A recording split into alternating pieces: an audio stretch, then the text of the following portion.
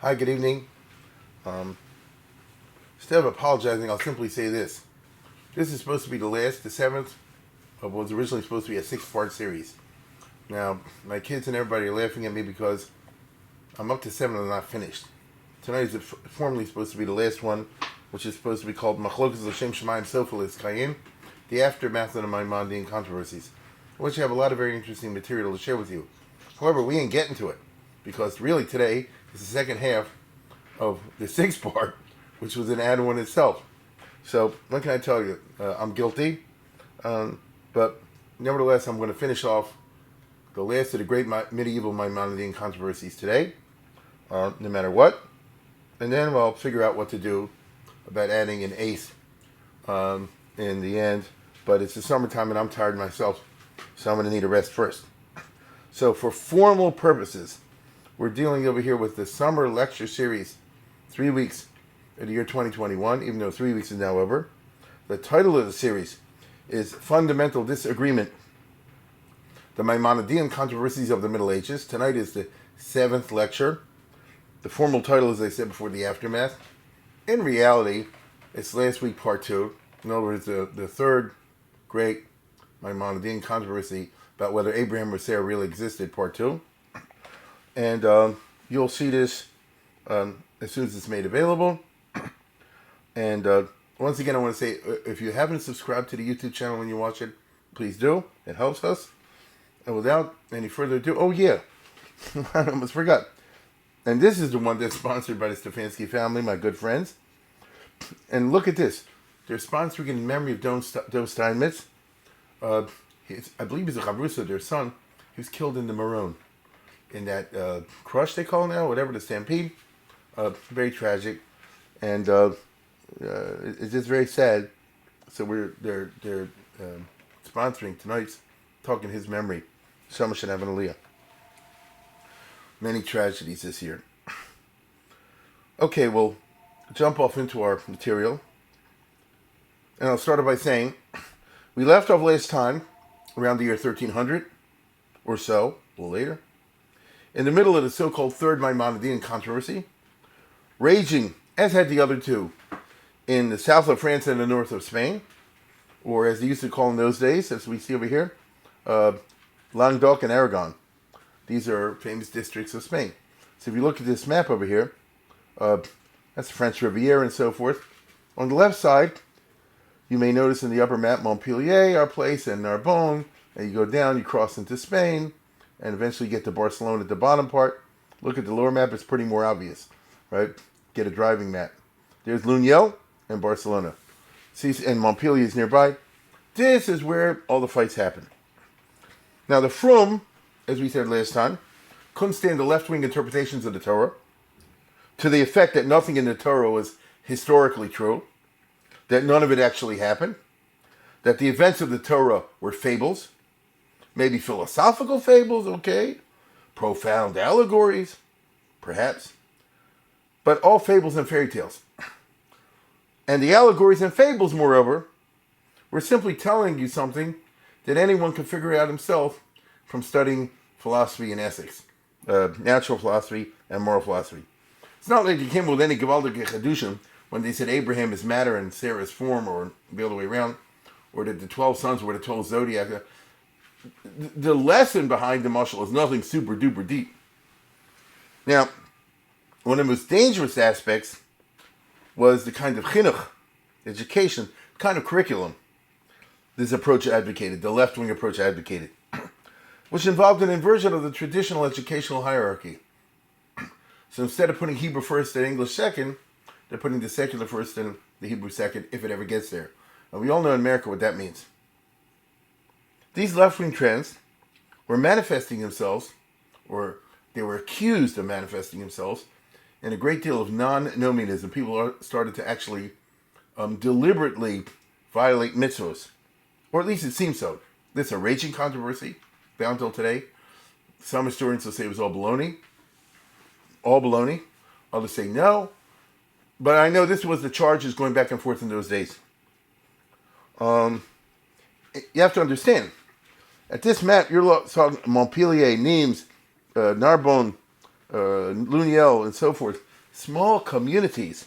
Intense communities. Zero privacy.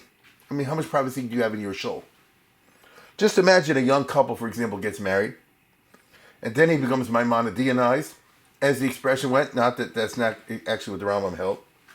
And let's say he stops keeping this or that mitzvah. Today you have cases like that. The guy gets married, the yeshiva guy, girl, and somewhere along the line she says, I don't want to do this anymore. He says, I don't want to do that anymore. They have a whole crisis. He started having that in the 13th century. Or mocking the historicity of this or that story. The family tensions between the couple, just imagine them. Between the in-laws and the mechatanim. The whole community soon is popping because it's not that large of a community. As we saw last time, the two figures who emerge are Abba Mori Hayarchi. Abba Mori from, that's the guy's name. Like Abba, you know. So Abba Mori Hayarchi from Luniel. There's the beginning, if you look at the map at the bottom, right? Because Yarchi is Yerech, Yerech is moon, moon is loon in French, right? And the Rajba in Barcelona. So look at the lower map. Abba Mori lives in Luniel, the Rajba in Barcelona. They're in two very different countries. They're not that far away, though. I mean, I don't want to be ridiculous. I mean, about 200, 250 miles away. But nevertheless, in the same Gagan, same part of the Europe. Okay? Now, their roles were different. And the interplay between Abba Mori Hayarchi on the one hand and the Rajba on the other, fascinating.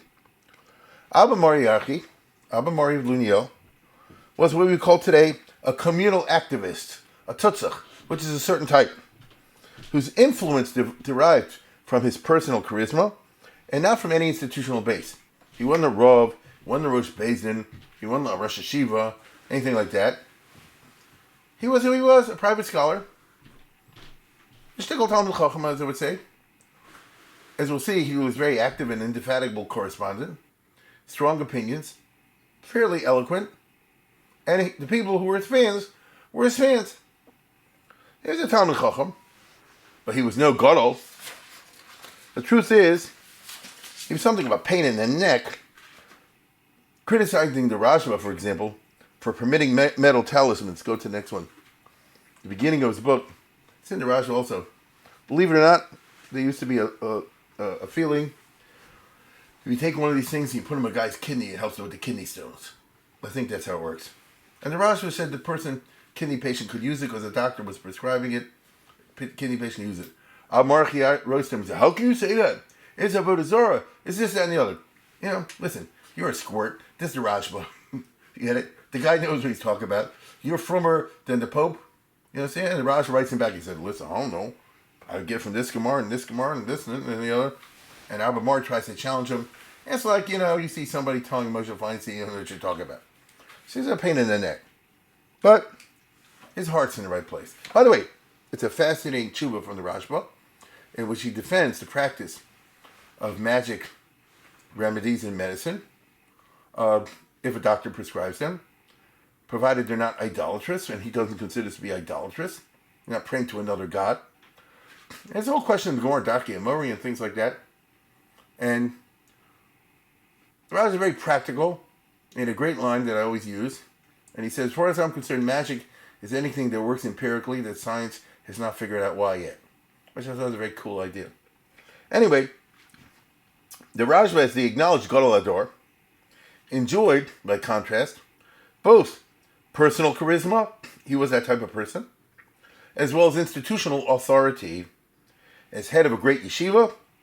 And I want you to understand, the Rosh in Barcelona was the leading rabbi of his day, and he was rich, and I think he had 600 or 700 guys, which is gigantic by the standards of the Middle Ages. And he also was the Rosh of a very important basin, and he was not a salaried communal official. He wasn't a basin, a dayan, employed by the community. He was independent. And let's put it this way. I would say he's as close to institutional authority as you could get. But this is a tricky issue, and we will discuss this. Now, the different personal situations between Abba Mori Hayarchi on the one hand and the Rashba on the other dictated two different roles.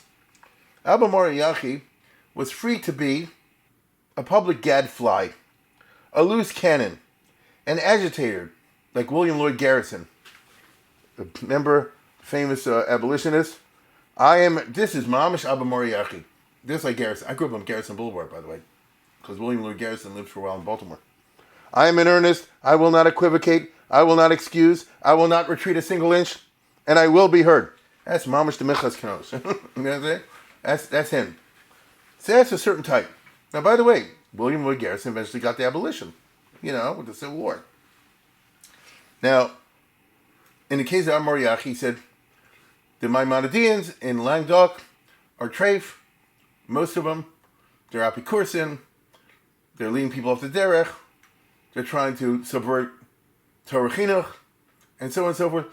And I will not equivocate, and I will be heard. And it was an indefatigable correspondent. He wrote to people back and forth. Every day the guy was writing and receiving letters. And he agitated all the time. Find out what's going over here. Let me know. Let's figure how we can combat them. You might say he was like a 13th century Yaakov Emden. Because Yaakov Emden was doing that with Sabbatianism. He was an indefatigable correspondent. He published all these things. When he hears somebody was doing something bad, he put it out there in print. That's who he was. Although, Yaakov Emden had gravitas. And I don't think Abba Moriarty did. Yaakov Emden, whatever his, he certainly had his personal weirdisms. No question about that. But he's one of the Gedolei Ador. You know what I'm saying? Let me be very exact. Rabbi Yaakov Emden was one of the foremost Talmudists of the 18th century. He was one of the foremost poskim of the 18th century.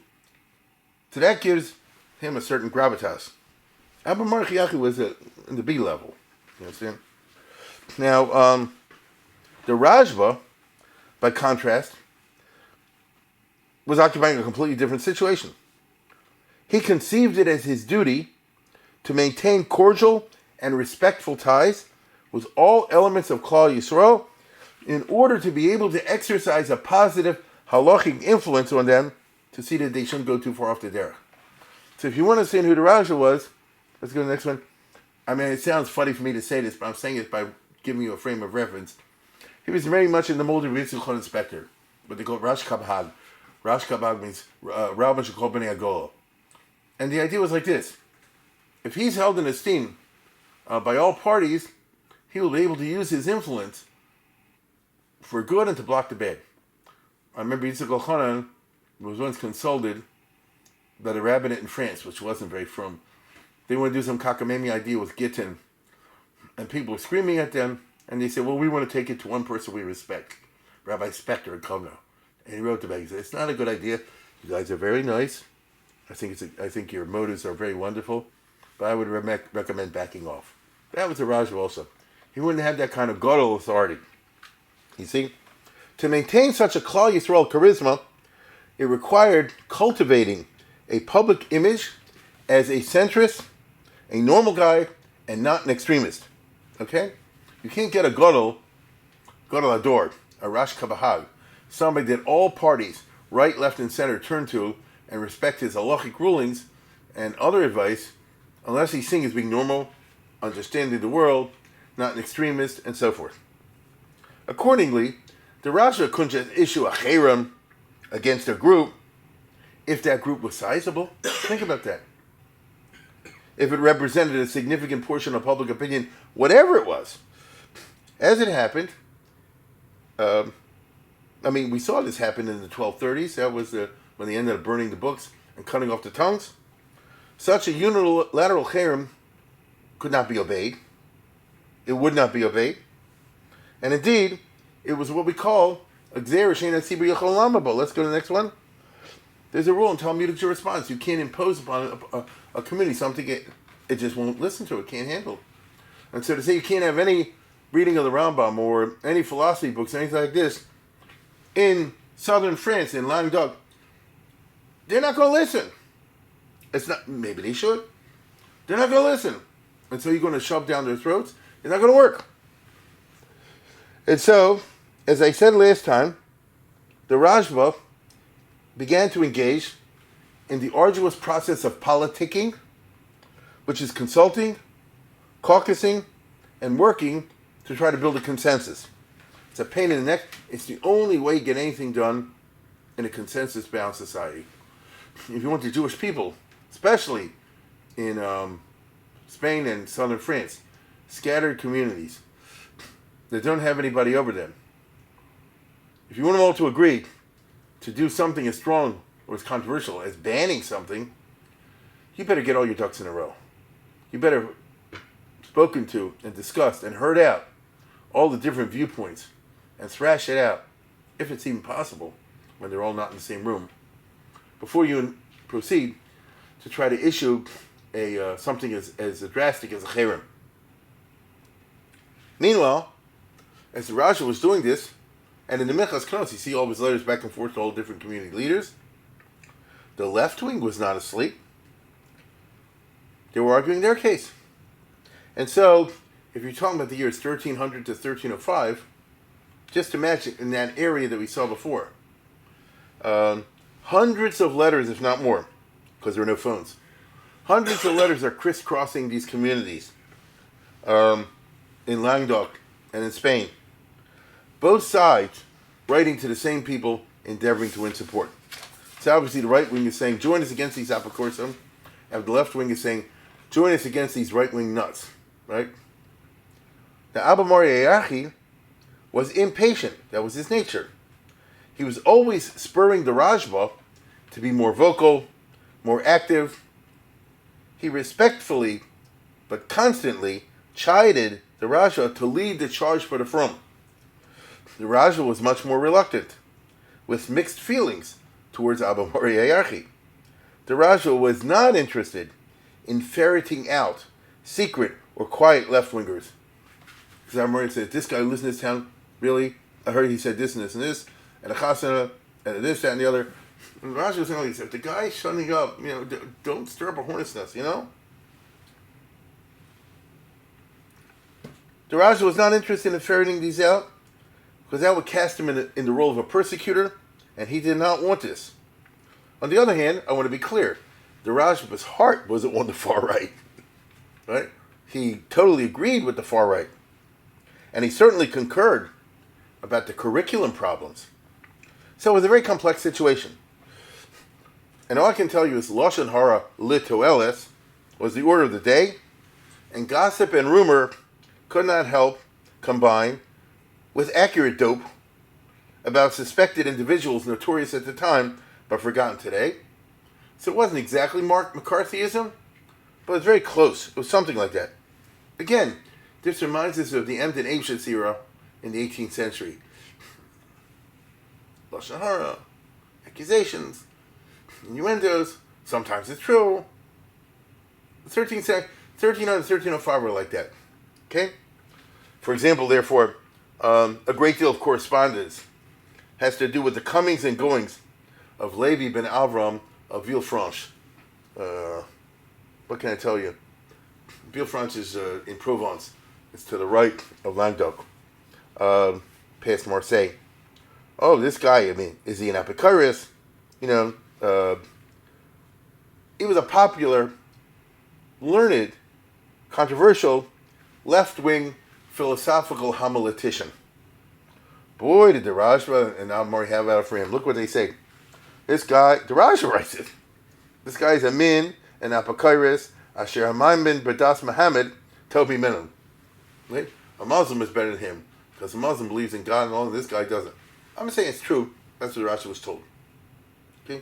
That's what he was told. Now, the fact that this guy, Levi ben Avram, who had such a notorious reputation, was very poor, and he got help from Torah monotypes. In other words, from Jews who were more open, the Maimonidean types. That really ticked off the Rajba and Abba Mori. And the Rajba used his influence to pressure Levi's patrons to dump him. So in other words, Levi ben Avram didn't have any money. He had some guys, names you never heard of, Shmuel Salami, who supported him. And the Rabbi said, no, you should cut off all the money from him. What can I tell you? You hit him in the pocketbook. Even though this ticked off some right-wingers who were living there. There was a guy, Kreskas Vidal, who obviously was an important figure. And Kreskas Vidal was writing back and forth. I don't know if the guy's son from. He knows how to learn. he's observant and seems observant. He smells a little phony, that's all. This Kreskas Vidal was a perfect example. Vidal, of course, is Chaim, right? Was a perfect example of the type of responsible, well-regarded, sane, normal, right-wing player the Raja wanted to recruit and co-opt. There were many people that are chashuv on all sides. I can't go through all these people. It'll take you 12 hours, right? It's long enough as it is. There's a whole cast of characters involved in the correspondence in the communities back and forth. Naturally, being sane, Kreskas Vidal tried to stay out of the whole thing. Okay? What do you need this for? He lived there. He's going to get involved in the fight to try to persecute somebody who may or may not be from, tick off the whole community, make a machlokes. They want to do that. Such are the politics of seeking consensus and building movements. They don't always work the way you want them to work. The refusal of similar types to publicly join the fight and issue some kind of a cherem, in however limited a form, really left the Rajva surprised, frustrated, and angry. Many of the principals lived in a very interesting place in the Torah center of Perpignan. Now again, look at the upper map. You see where Montpellier is? By now, I hope you have an idea what I'm talking about. So, it's in Languedoc, on the way to Spain, but it's still in what's France today. At that time, Perpignan was part of Spain. I mean, it's above the Pyrenees, but it belonged to the Kingdom of Aragon. And the reason I'm saying this is, Perpignan, which is a nothing town today, was once, for a short time, a major Jewish center of scholarship. If I tell you who the big rabbi in Rosh Hashiva was, you'd be shocked. Okay? And that was a major headquarters of Torah U'Mada opposed to any cherem. I say Torah U'Mada, they were very frum. They tried to be like Maimonidean. They're big Talmidei Chachamim. They're also interested in science and Mada, in science and philosophy and all that. And, oh my goodness, they were very opposed to a cherem and anything like that. As I said, this is one of the interesting communities of Languedoc. Indeed, Perpignan, in the early 1300s, is enjoying its 5 minutes of fame in Jewish history because it hosted, listen closely, in this small town, I tell you today, you won't believe it was there, a world-class Torah U'Mada yeshiva, which was headed by one of the most famous Talmudists of the day. I'm talking about the Meiri. That's what the Meiri was. And the Meiri, and by the time this fight came out in open, 1304, he had just concluded publishing his monumental commentary on the entire Talmud, or almost, which I think many are familiar with. And the Meiri's work is magisterial. It's a work of Maimonidean proportions. It's gigantic size. Now, if you know what the Meiri is, it's a huge work. It's not like the Mishnah Torah, of course, but it's quite remarkable. And so we're dealing with a heavy hitter. Despite his respect for the Rajva, the Meiri strongly opposed any cherem on any grounds. Or I should say on many grounds. His three main grounds for opposing a cherem on the left-wingers or any engagement with secular studies, which is what the right-wingers are trying to do. He said, listen, most people in our area, in Languedoc, do not go off the derech from secular studies. A few do. You can't be geyser on the many because of the few. It's not right. It's just the old argument that we have today. Right? You say, look, this guy became now from this guy. You can't make everybody like that because a few people have bad eggs. Number two, there he said, the math and science Talmidim are the ones who help us in yeshiva understand Erevin, climate, all those other receptors which require math and science knowledge. Right? Number three, even if you issued such a cherem, nobody's going to listen, as we saw in 1232. And the result will be Achil Hashem and Bizayin HaTorah. Plain and simple. So just back off from it. The liberal Meiri even said, look, don't ban even the treif books. The treif books are okay. Parts of it are not good. No, so skip the bad parts. And he said like this, listen, you got Koheles. The Gemara says, Koheles is full of bad parts. But the rabbis included in the Bible because of the good parts, because of the end. So what's that saying? Right? It's possible to be badly affected by the bad parts, but calculating everything all together, you figure the bottom line will be positive.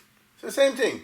You can read the books of Aristotle and Galen and Hippocrates, all the others, and some parts you simply have to say are lav davka, and I don't believe in this, but the good parts are the good parts.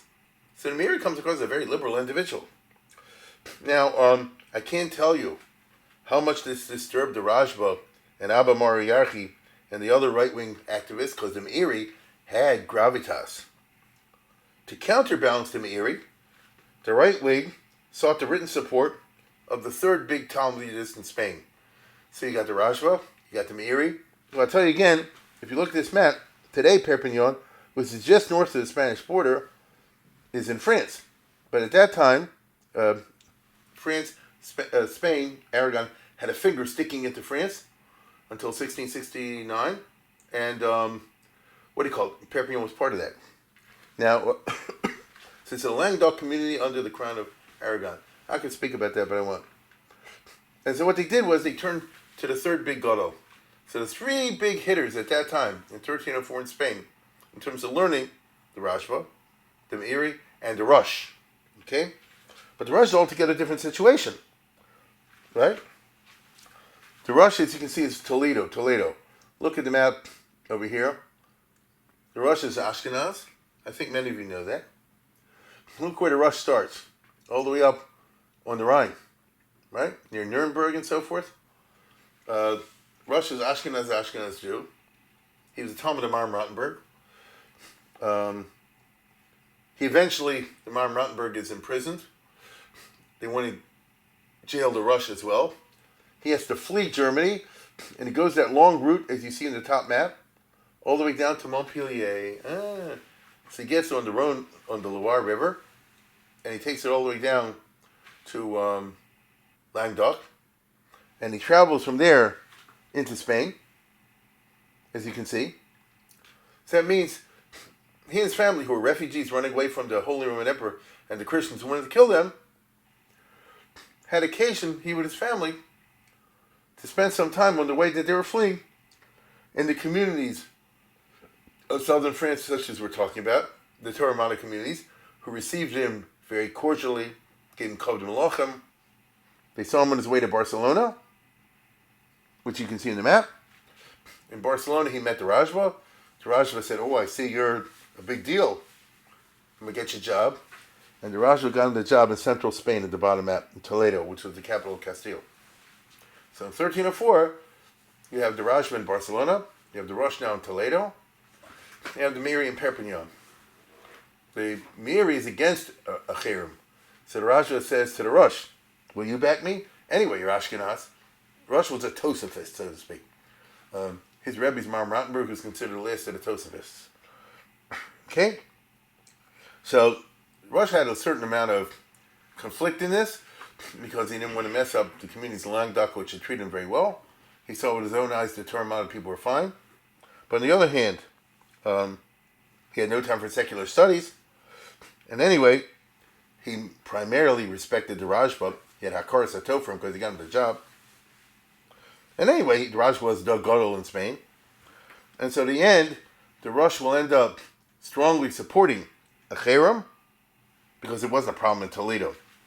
You have to understand, the Rush himself, although not a Sephardi, I'm describing a most unusual event over here. Mr. Super Ashkenaz, Mr. Yekesh Sheba Yekes, becomes the chief rabbi of Sephardim in Toledo, and founds a dynasty there for the rest of the 1300s. His children after him, his son was the Tur, for example, Baal Turin, and others. The Rush had a different personality than the Spanish Jews. I always forget the story exactly how it goes. He held, on Friday night you say, I think I'm right about this, Shema Mo Yisrael Oad, and they said, Puresu Kashalom Alenu V'Kol Amo Yisrael V'Al Yushalayim. It could be the other way around. And since he said you should do it this way, and said we ain't changing the way we do it, he would not say amen, but they made a bracha. And that's how it went for 20 years. They lived there, and everybody was happy. The Rush had a tremendous impact on the Jews of Castile, which is why some of you may be familiar that there are some Jews who don't eat kidneys. And now be your Moroccan type, certain ones, who are descended from the Spanish Jews who were influenced by the minhag of the Rush, who was an Ashkenaz. So it's just interesting. So the Rush is a powerful personality, not in Languedoc, but in Spain. That's my point. Okay? Now, in Spain, in general, in the time we're talking about, things generally were more to the right. Okay? Although, to be perfectly honest, it's hard to tell. The upper classes didn't care what anybody says. There's the famous Averroist upper classes, courtier classes, the ones that dealt with the king and the government. They weren't gurus the whole thing. They did whatever they pleased. They're philosophical. Otherwise, no, you can't make a cherem on those rich guys. They're too powerful. But I'm talking about for everybody else. But in France, in Languedoc, it was a different story.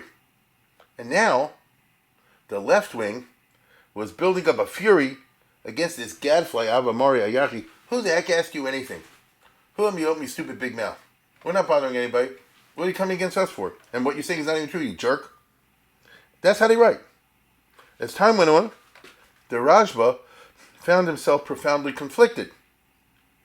On the one hand, he moved more and more in the direction of issuing a cherem, a public cherem.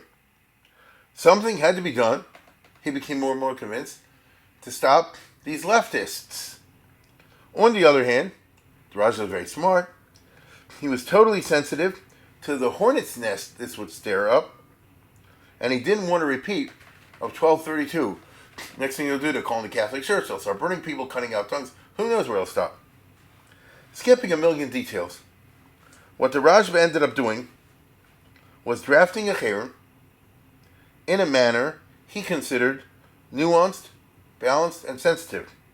That way, it might get accepted and not provoke strife. So you can see over here a great jurist, a master of words, trying to do this right. Now, how did he do this? First of all, he said, it's going to be local. I'm not issuing a cherem for other communities, I'm issuing for Barcelona where I live. So we're getting all the communal leaders, elected, duly appointed, communal leaders in Barcelona, to issue a cherem in Barcelona on reading philosophy books and this, that, and the other before you're 25 years old. Locally, okay? It's all within the constitutional framework. The board of directors of the community were on board. The basin was on board. They did everything according to constitutional norms. So, don't accuse me, Rashba could say, of geographical imperialism. I'm not being so bold as the Tosafists were in 1232 to say, even though we live in northern France, we're being geyser in the whole world. Okay? I'm not doing it. I'm just doing my own community. The personal authority of the Rajba was sufficient that the other communities in Spain, and he wrote to them a lot, agreed and adopted as well. Hey, that's okay. I didn't make Toledo do it. Toledo decided to do it. I didn't make Saragossa do it. I didn't make Valencia do it, and so forth, Murcia. They had votes, and everything was done according to the constitutional process, the constitutional Middle Ages in which each community governed itself. Okay? Secondly, the Rajba gave much thought, it's clear to me, to drafting the language of a cherem. What exactly was to be banned? What exactly was to be prohibited? Now we're talking lawyer talk. Hey, the Rajba is one of the great lawyers. First of all, he makes it clear, not the Rambam, it's all okay. We are not touching, anybody can read anything in the Rambam from the time they're 1 year old. You understand? The Rambam was a great man, Kodesh Kadoshim. We would never think of insulting him in the slightest way. So notice he didn't want to repeat the mistake of 1232 and get a letter from the Ramban again. The Ramban was dead. The Rajba was the Talmud Ramban, but you know what I mean. And so it's very important that they did not besmirch the honor of Maimonides. which is kind of interesting. By the time you get to the third Maimonidean controversy, if you want to be extremely technical, it doesn't include Maimonides. Of course, it really did, but formally it doesn't. Second of all, we want to ban secular studies, not medicine, not medical school, because there's a major parnasa of people, and they go nuts if you say, no, a Jew can't become a doctor. You can't start learning for medicine until you're 25. What, are you crazy? Who's going to start learning? 25, maybe even a little bit old for medical school, but to start kindergarten, so to speak, elementary at 25 is impossible. So he specifically said, not Hippocrates, nothing like that. That's okay. Third of all, we're not banning math and astronomy. Pure math, arithmetic, algebra, astronomy, geometry, and so forth. That's okay because obviously there's nothing religious about that. Okay? So you see how it's being formulated in a careful way to win over as many constituencies as you can. If you're the type of person who freaked out about medicine, we're not including medicine. If you're worried about science, we're not talking about science, not the hard sciences. Right? Well, I have to be clear about that. The other sciences were indeed to be banned. Because in the 13th century, these are not really hard sciences. Biology, chemistry, physics, optics, and all the, you're going by the old Greek books. A lot of it is guesswork and hypotheses and things like that. Not really hard sciences. These were banned. So do not teach young people, do not read natural philosophy or metaphysics. Right? What's going on in heaven? Not till you're mature. And fourth of all, the ban was fundamentally limited. As he said before, it's only prohibited until the age of 25. Then you're free to do whatever you want. So that lets off, what's the right word? Lets off pressure. I don't say the whole your life you can't read English, but first learn, Torah. Then when you're 25, you can start. You have a green light. And finally, he put a time limit on the ban. This ban is for 50 years. After that, it lapses unless it's readopted. All of these clauses, at least to me, bespeak the efforts of the Rajah to get it right. Not to make the mistakes of 1232. To try to show himself not as being too extreme, and so forth. Now comes the tricky part. To get the communities in France and Languedoc to issue similar bans, all following constitutional norms. So the Rajah would say, I am appealing, and he's racist, to Montpellier, to Nimes, to Perpignan, to Lugnel, to Pasquiers, to Narbonne, Carcassonne, and so on and so forth, Béziers, all those places, issue a similar ban. Get on board. Okay? It wasn't so simple. What to him was a moderate document seemed radical to others over there. Because let's face it, if you ever read the language, the Rashi is like this. We're against Limud Echol. This is like these people who are bringing Zimri ben Solu and Cosby into the 10th of Moses. That's pretty heavy over there, right? The foreign maiden, the forbidden fruit, into the 10th of Moshe Rabbeinu. That's pretty. Are you calling us Zimri? Is that what you're doing? You want us to sign that? Now, the right-wing communities in Languedoc, and there were some, tiny, had no problems, and they signed on. Because they weren't intellectual centers. They were not Torah model places. And anyway, there was the indefatigable, constant, corresponding activity of Al Mariachi. But when it came to the important communities such as those I just mentioned, which were the bastions of the left wing, and more importantly, the bastions of the Torah model, it was a hornet's nest. Why are you trying to introduce your norms into Languedoc, where different norms have always prevailed? So why is Lakewood trying to take over Teaneck, to use modern language? You are certainly entitled to your opinions, and we too dislike excessive philosophical homiletics, but to prohibit it by ways of coercion when we don't agree with you? No. So you want us to ban all Limud Echol? We don't agree. That's not what we think. We think Torah Umana, by the standards of that time. This is the right way to go. We're not telling you what to do. And I hear the part, I understand the mentality and respect the mentality of those who say Torah b'limata. Okay, fine. But don't expect us, when we honestly really disagree with you, to sign on and put a cherem out. That's crazy. Okay? And the language of the ban, they said, is disingenuous. You say it's okay to read the Meron, but not philosophy. Really? So let me get this straight. How are you supposed to understand the 25 philosophical propositions at the beginning of the second part of the Meron without which the Rambam says it's impossible to understand Judaism? All that business we did last time with infinity and magnitude and, all the philosophical jargon. How are you going to be able to even understand it unless you have an education in basic philosophy before you read the Meron?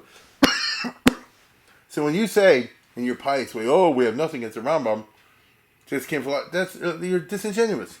Okay?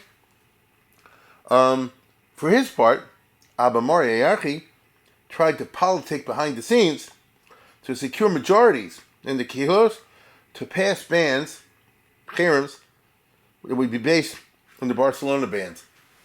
See, he didn't understand. He himself made himself so hated by the Terramata people. It's a mentality. Let's say a community had, I'm just making it up. Let's say a community had a communal governing board of 25 people. It's an odd number. Avamari Yachid would work Yom Valila to get 13 to 12. Oh! So we passed, now it's an official ban, passed by the Kehillah, 13 to 12, majority rules, and now everybody, including the 12, have to follow along, or else you're over, or you're a Messiah B'Ladin, or you're a Balavero. That ain't the way to do it. 13 to 12, you got a crisis on your hands. If you can't conform a consensus. There's our Mariachi, who said, I'm going by the book. You see how he made himself hated? That's my point. I know people like this.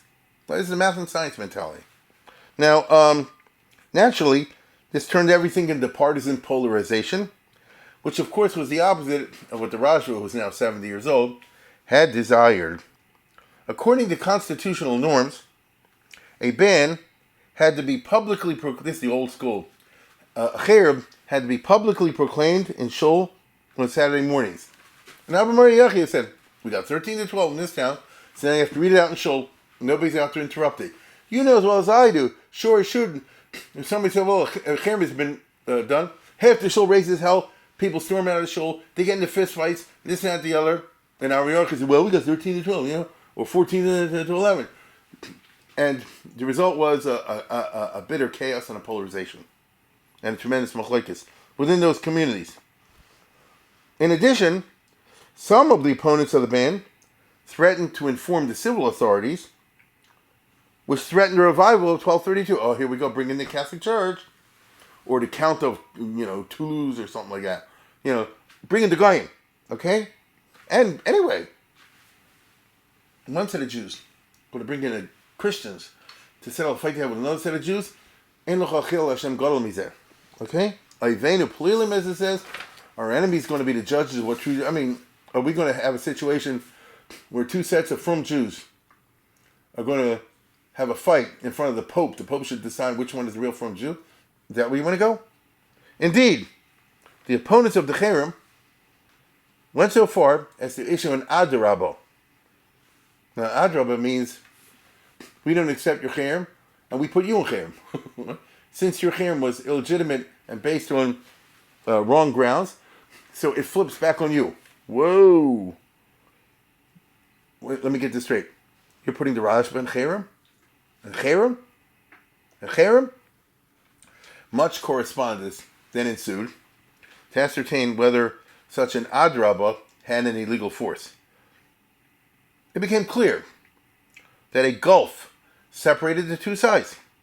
To put it in clear terms, very few favored the over-the-top philosophical homiletics. In other words, very few people were extreme left-wingers. Okay? The idea that there is no Abraham, no Moses, no Adam. Very few. You might hear a speech like that. Very few held like that. But that didn't mean that they were prepared to accept a cherem, a halachic isser, on providing their children with a secular education, a liberal arts education, just because a few guys now say outrageous things.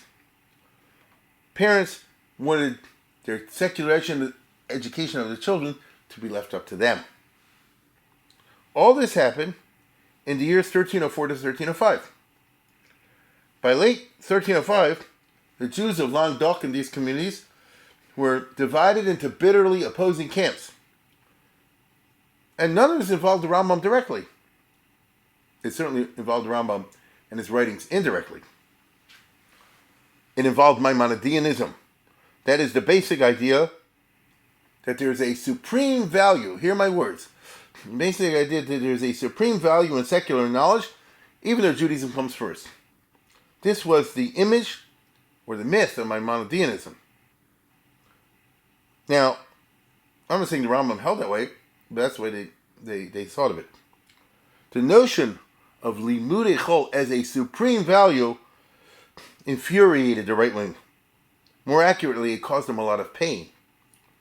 Each side naturally presented the Rambam as one of theirs. You know, the old line, just my Maimonides versus your Maimonides.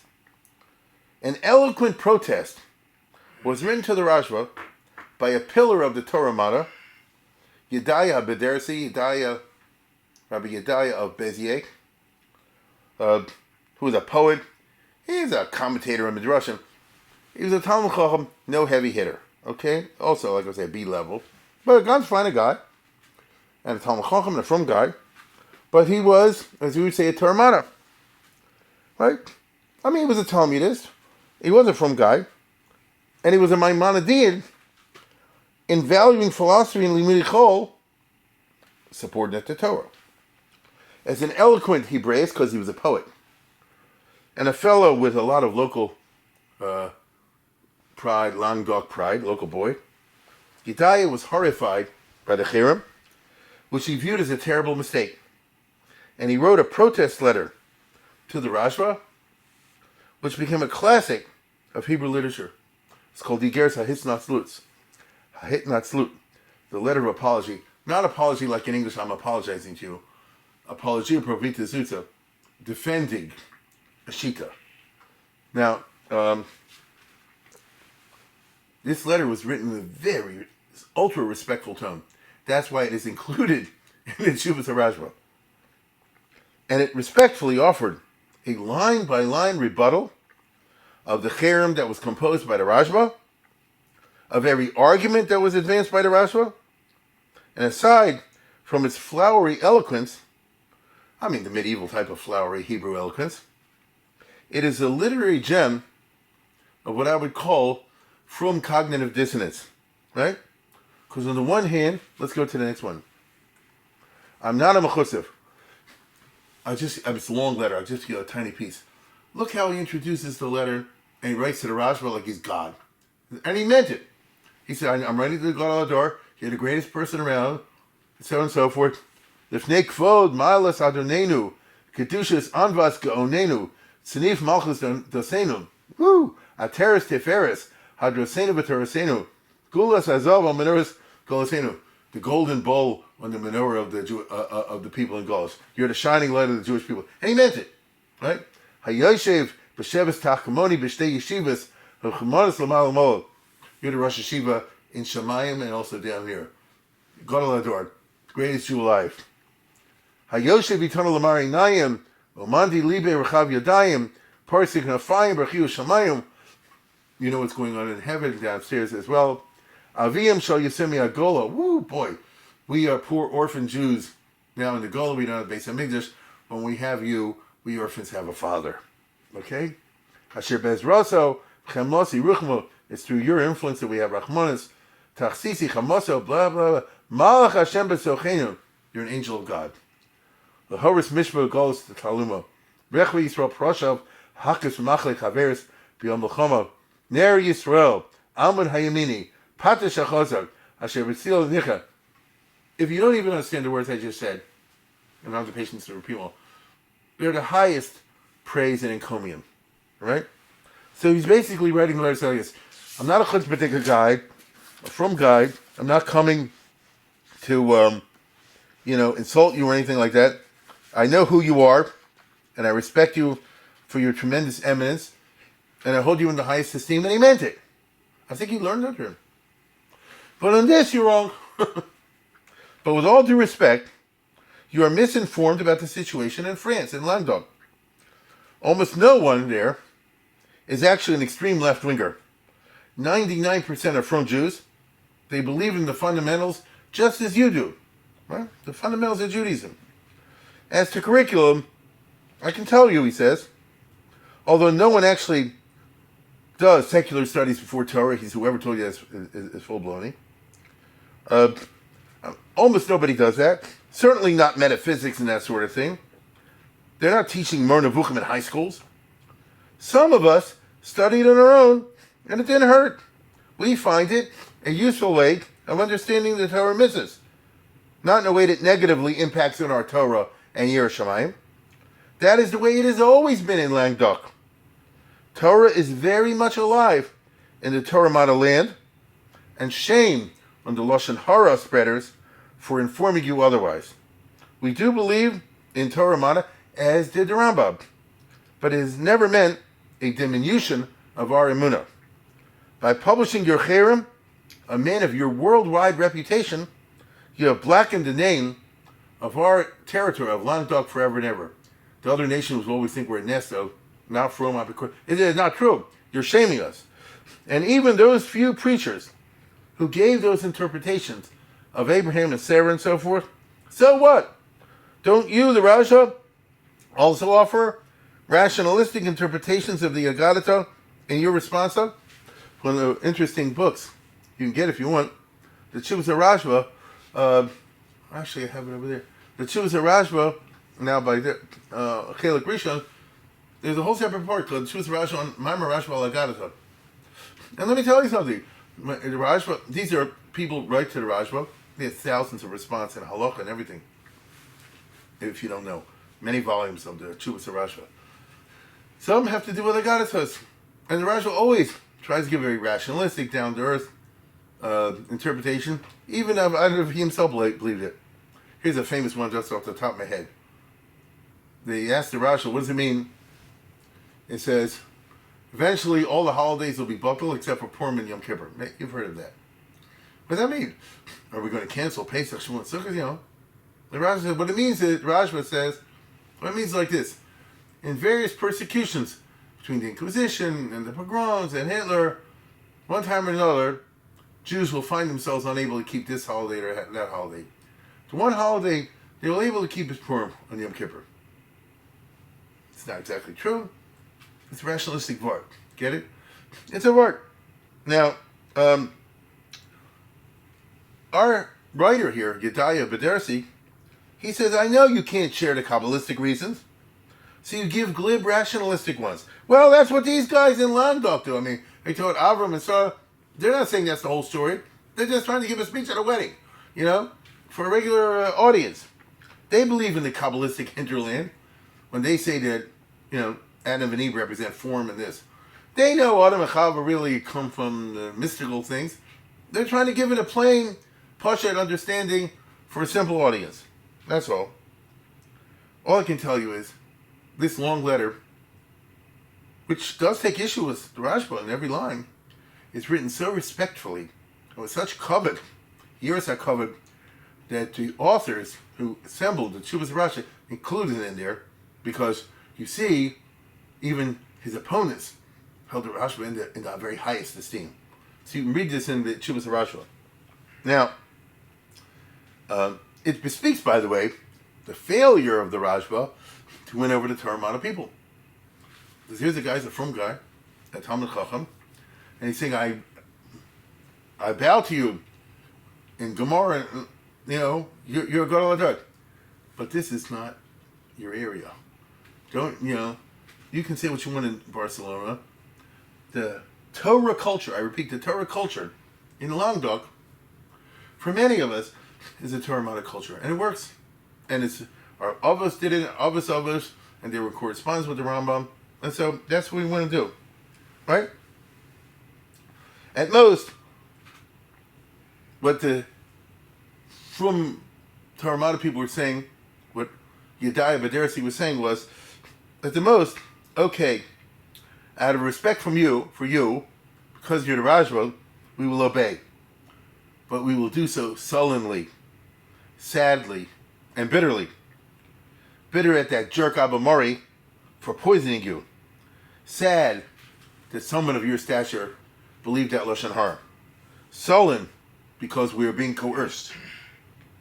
Now, this is a lot better than the year 1232. They didn't say we're going to tell the Pope on you. We're going to burn books, chop off tongues, cut off people's heads. Right? But it was much better. But it's far worse than what the Rajva had desired. A festering obedience? At best? That's where they say, well, listen, because it's you. We hate it. And Yedai was the fromest of them. This is not good for the authority of the Torah. If you put it in a harem and people hate it, they just do it because, they have basic respect, you're creating a poison well. It's going to have bad waters. And so, as you see, in that summer of 1305, the communities in Languedoc were seething. The fall of 1305 and the winter of 1305. And then, the whole controversy suddenly ceased. Once again, courtesy of the Goyim. Exactly a year after the issuance of the Cherem, the King of France expelled all the Jews from the Kingdom of France, including Languedoc.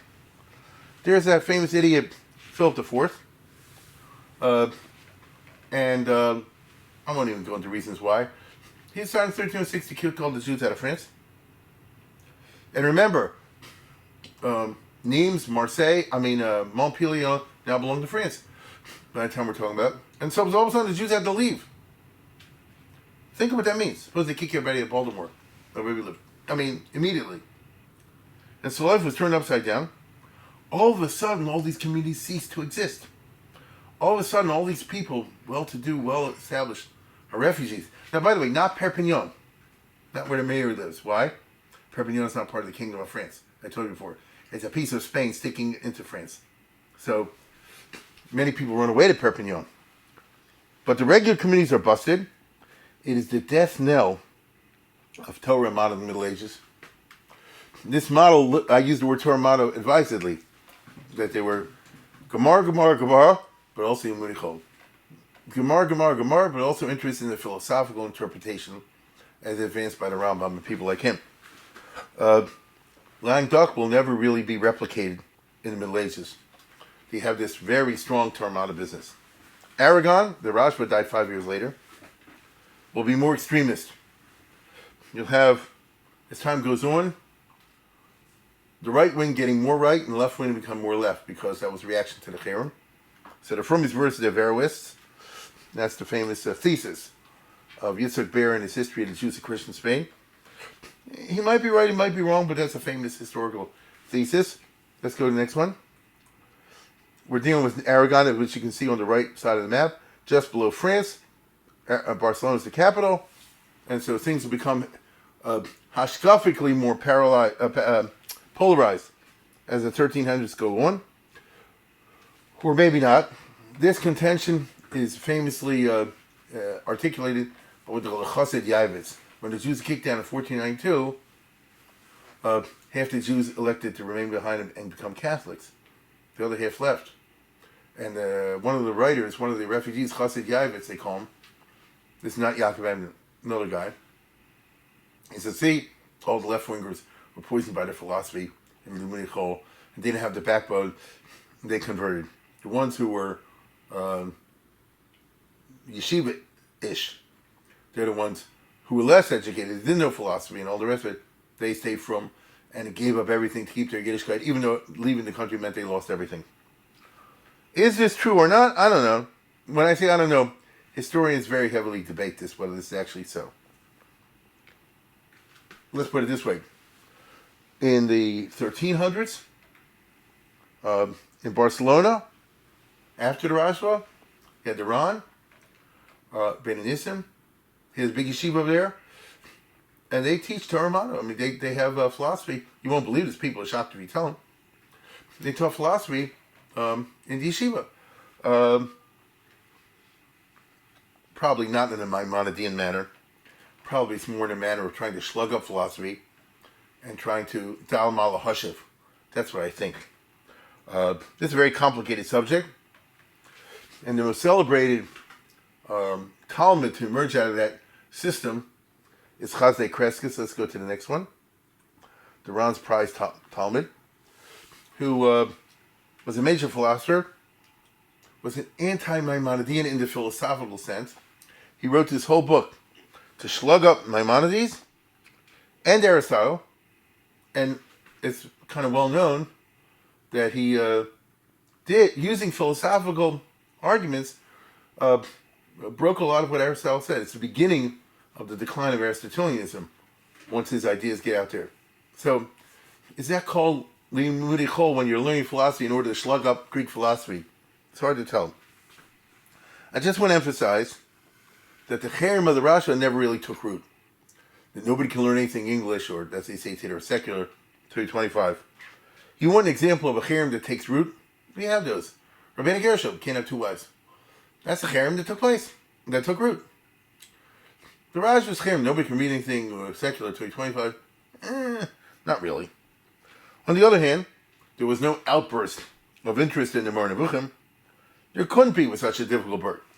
You can't turn the Guide for the Perplexed into a, a popular book, to read on the bus.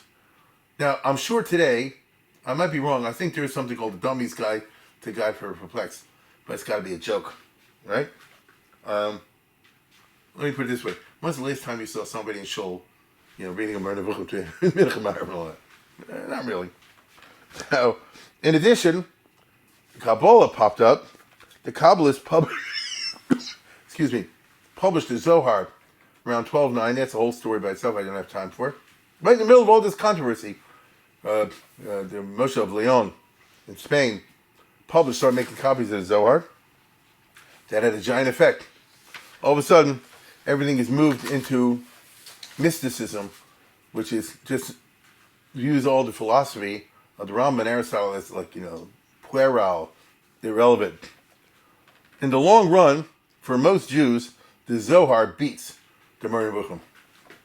I say if you look from the year 1300 down till today even, but certainly over the centuries, the Zohar to Kabbalah, that really took off. Meron not. It's an elitist document.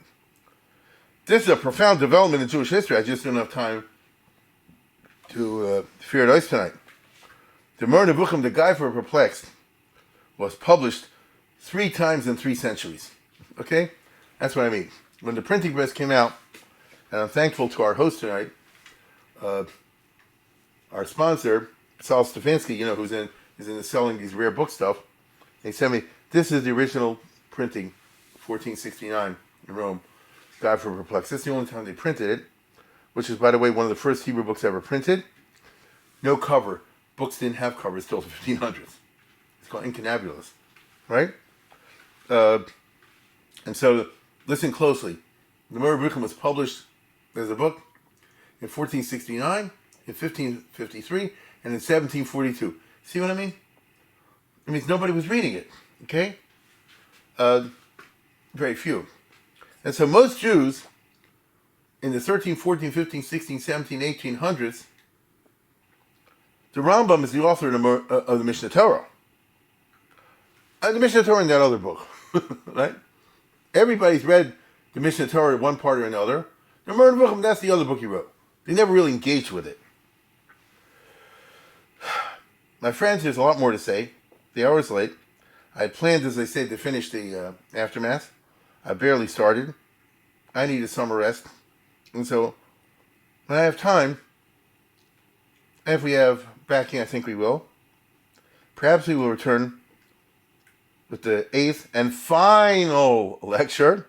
Don't laugh. But for now, I bid you shalom and have a good summer.